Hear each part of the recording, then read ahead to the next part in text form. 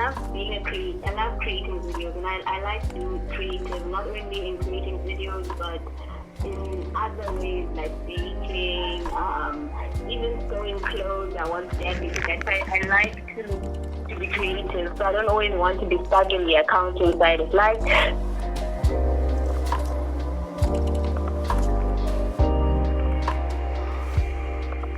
Hi everyone, welcome to the No Money, More Plants podcast, a podcast about a girl learning to take risks, grow plants and eat her veggies. In this first season of the podcast, we're talking to creative entrepreneurs and inspirational women who have taken career pivots to pursue their passions. Today's guest is no different, Mufaro Mazodze, an aspiring CA and up-and-coming lifestyle YouTuber. Welcome, Mufaro. Thank you for having me on your podcast, Label. Yay. Please introduce yourself to our listeners. So my name is Mufaro Mazodze. I am a 25-year-old young woman who is on the path of achieving this CASA so far, done with CTA, recently wrote my ITC. Most people know me from YouTube. A lot of people know me from school, and I did do accounting. However, I love being creative, so I've got a YouTube channel, and I just like to create videos. I think I'm a very creative person, so I enjoy spending my spare time doing that, and not always being focused on accounting. Nowadays everyone is a YouTuber, right? So yes, it's a creative outlet for you, but was there a part of you that was like, oh, it's been done before? Like, was there any part of you that was a bit apprehensive in making the YouTube videos? That is a very good question. And when I started my YouTube channel, it was actually end of 2019. And I must say at that time, there wasn't as big of an explosion as we saw in 2020, especially when lockdown started. And it might have been because perhaps what has happened when I started my channel, I also started meeting a lot of other smaller YouTubers. But I didn't have that thought. It was honestly a thing of I was bored. It was holidays and I was done writing. So I was like, let me do something with this month that I have free. And I remember I actually stopped for a while because life came back to normal. But then I went right into it again. I've seen in some of your videos that I can literally see this, like the accountant in you. It comes through, and like you talk about analytics, and like I know it's not like even when you're doing the beauty videos, you can definitely see that this is someone who is thinking about the numbers. How much of an impact do you think your current your work or your aspiring CASA role has influenced your creative work? It has definitely had a huge influence, and my channel is very diverse. I'd like to say sometimes it's too diverse because it's honestly a channel about me. It's about things I do. So I actually have accounting videos where I do tutorials about sections of work that other aspiring CASAs may find challenging. I give tips on how to succeed in some of the courses like the CTA level 1s and the CTA level 2s. And it has a huge influence. And I have been a person who is always thinking about the numbers. Like, whenever I go to clicks, I love clicks, but I know I'm going to leave having spent a lot of money. So I like to give tips and ideas on how you can save money. And it's something that I actually would like to do more of in the future. Like more, do you want to do like more how to save money videos? Is that... Yes, that's correct. I don't necessarily think like being diverse is a bad thing, on, especially on YouTube. I've seen some YouTubers who are like, when they start out, or those who look back on when they started out, and they've said like, so many, like, you need to discover which alleyway you want to go, like what is your actual interest. So I guess being diverse is a part of sort of discovering where you can say your niche would be then. That's true. That's very true. You've said before that promoting your videos helps you get more views. Does it not get tiring though, Mufaro? Like, oh. It definitely gets very, very tiring to promote your videos, but I have found that it's a very important key because of how the YouTube algorithm works. So it can be very complicated and can also be very easy because the first, let's say, 5 minutes you uploaded your video, if you can't get one person to watch, YouTube is not going to recommend it to even 2 people. So if you could get 5 people to watch your video, YouTube might be able to say, okay, let's show this video to our 5 people and help this, video get more views. So that's how I see it. But so, okay, a lot of people have said, people who are like YouTube junkies are like, yeah, YouTube, pro YouTube. Then there's people who are like, no, Instagram is better, or TikTok now. So like, have you interacted with any of those social platforms besides YouTube now? Those people are not necessarily wrong. Something that I actually feel like I'm too 90s baby and I don't understand how I'm a 2000 dude. But okay, that's not necessarily true. Instagram is very, very big in the sense that people are actually making a lot more money there than on YouTube, I would like to believe, because if you've got a huge following on Instagram, you can post a picture for a brand and you can easily make an easy 5,000 rand. Your big names like Tunation, Momihlali they get paid, around 20K, even more. Just post a picture promoting a certain brand or promoting whatever lotion. So people are definitely right that if you can grow a huge following on other platforms, it could actually be much better than YouTube. Yeah, it feels like it sabotages your not sabotages, but it doesn't try to help. Whereas Instagram could be seen as a better platform as such. With social media, like, it seems like self-worth can easily be associated to the number of likes that a person gets or the number of subscribers. Do you feel that, like, has your mental health been affected in any way, or yourself, your the way you value yourself or you look at yourself? Do you feel it has been affected in any way since you started YouTube? Personally, definitely not. Because I wouldn't say my mental health, but I will be honest and say it can be heartbreaking, or maybe it can be demotivating when you've put in a lot of work into something. I mean, I've spent hours, like 4 a.m. editing a video. Because when I started my channel, I didn't know how to edit. I didn't know anything about what is the best software. I was simply learning from scratch. And when you then end up getting, 10 views, 20 views, it can feel demotivating, especially if you start comparing yourself to other people. So that is something I always challenge myself to say, no, this is your own path, your own journey. Don't look at how well someone else is doing, why you're not doing so well.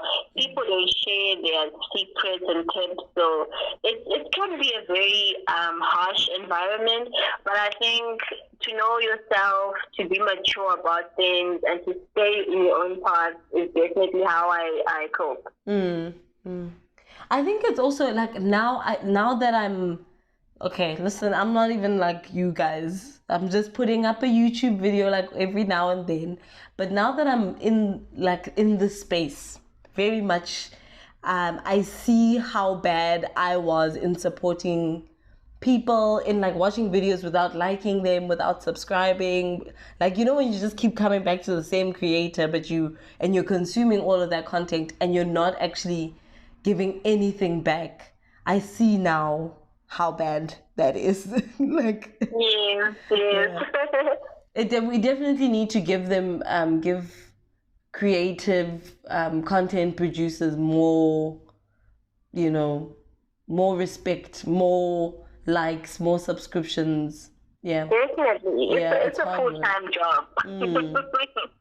So, like, speaking of full-time job, you're still working full-time, are you not? I think you are, right? I was a full-time student, but yes, yeah, last year I was a full-time student. This year on the job hunt, but yeah. So, but I mean, but like, how are you managing like the studies and the YouTubing? Like, how do you find time for everything? So what I would do, I would batch film. So that is something not everyone can do. So I would sometimes leave my Sundays and my Wednesdays off, and I would say those days are for creating content or editing. And depending on the type of content you're creating, it can be easy to edit or it can be really difficult to edit. Certain videos like tutorials can be a nightmare to edit, but sit down, chatty videos are easy to edit. And I would film 3 videos in one day. So I would make up changes, outfit changes. No, literally, you're a content creator because I've seen them. These people, they literally they pretend like they're releasing content slowly over a week. But I'm like, no. So you've got it. I think you've got the winning recipe. Yeah. Yeah. You've reached over 2K subscribers on YouTube and have started monetizing.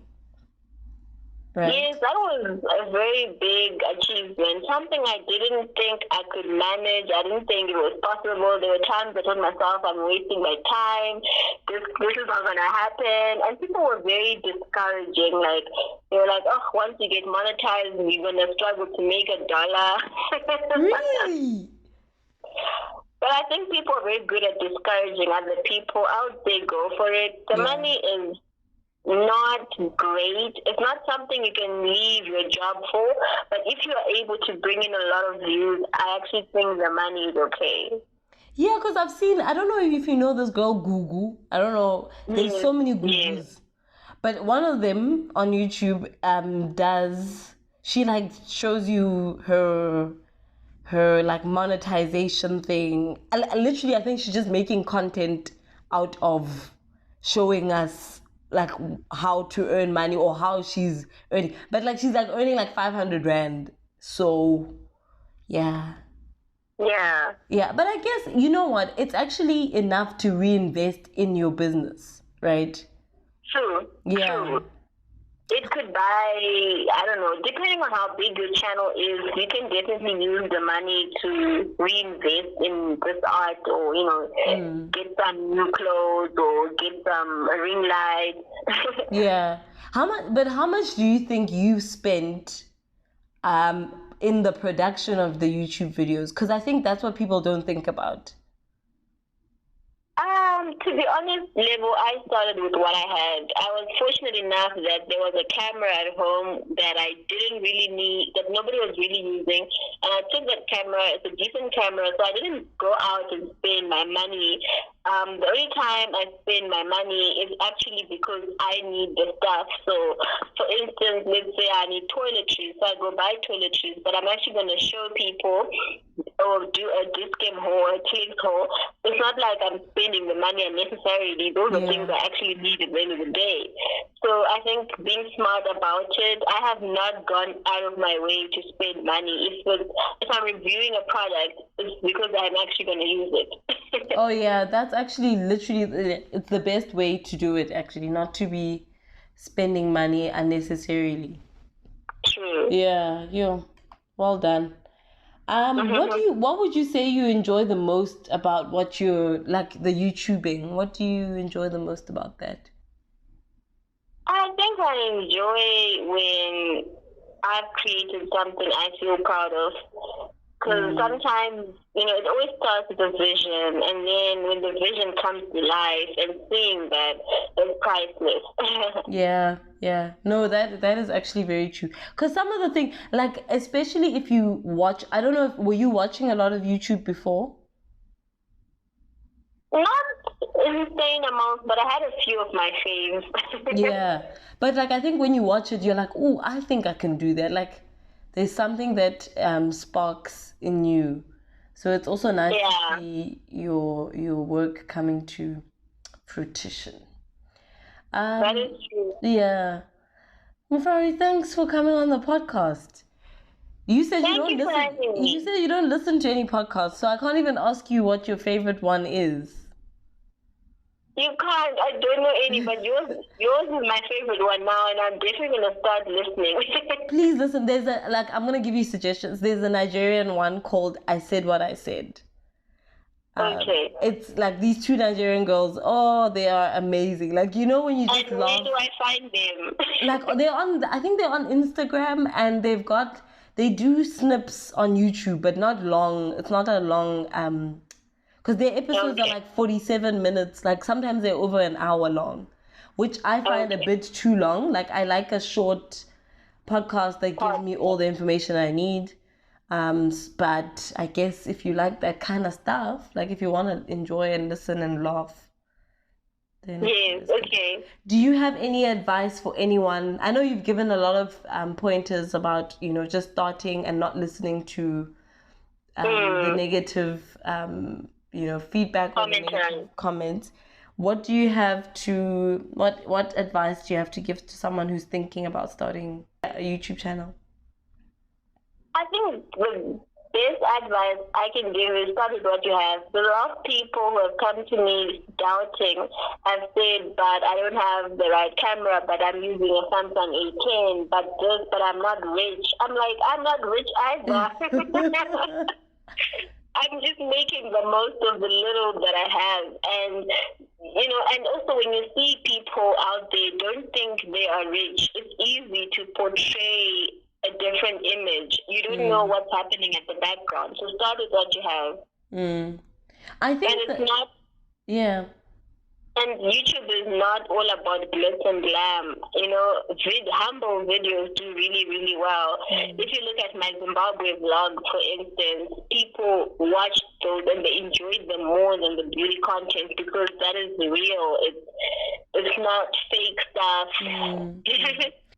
Thank you so much, Mufaro. Please pimp yourself out. Where can people subscribe, like, comment, all of the things? Where can people find you? I am basically Mufaro Mazodze on all social platforms. So my Instagram handle is @Mufaro Mazodze, Twitter @Mufaro Mazodze, YouTube Mufaro Mazodze. Can we just say the branding though? That is amazing. Like, you've kept it, you've kept it very clean and straight along. I actually forgot to ask you. I wanted one last question. What made you decide on the name instead of like using your name instead of being like that girl or like all these names? Like, do you know what I mean? I agree.